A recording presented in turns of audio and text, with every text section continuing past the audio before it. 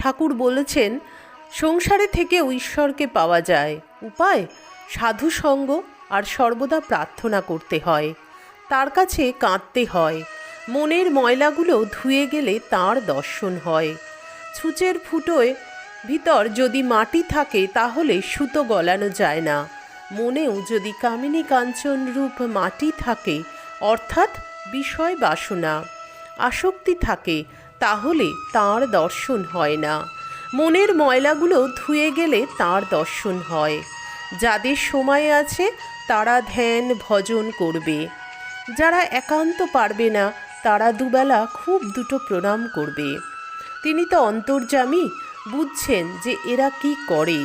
অনেক কাজ করতে হয়, তোমাদের ডাকবার সময় নাই।